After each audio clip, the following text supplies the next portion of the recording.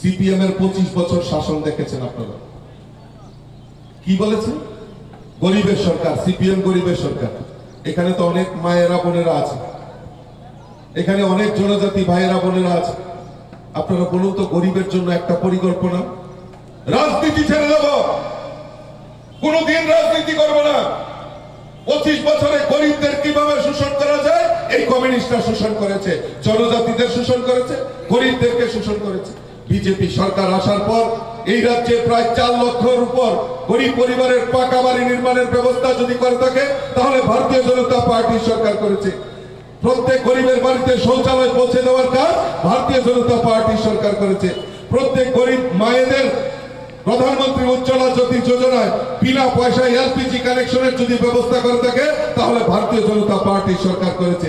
প্রত্যেক গরিবের বাড়িতে সামাজিক ভাতা 2000 টাকা পৌঁছে দেওয়ার কাজ যদি করে থাকে তাহলে ভারতীয় জনতা পার্টি সরকার করেছে।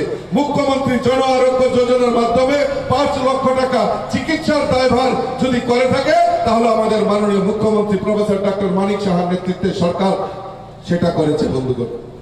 আর তাদের খালি গরিবের সরকার বলে গরিবকে কিভাবে লুণ্ঠন করা যায় তার প্রয়াস করেছে বন্ধুগণ।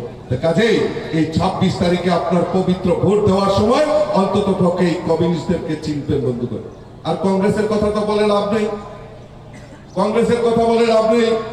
এই কংগ্রেসীরা, তাদের লজ্জা থাকা দরকার, তাদের লজ্জা থাকা দরকার। যখন 25টা বছর সিপিএম রাজত্ব করছিল, মানুষের উপর অত্যাচার করছিল, আর এই কংগ্রেসীরা পেছন থেকে সহযোগিতা করছিল, পেছন থেকে সহযোগিতার হাত বাড়িয়ে দিয়েছিল এই কংগ্রেসীরা। আর ওই তারা আগরতলাতে দোস্তি করত আর কলসিতে কুস্তি করত। তারা মনে আছে? আপনারা ভুলে গেছেন?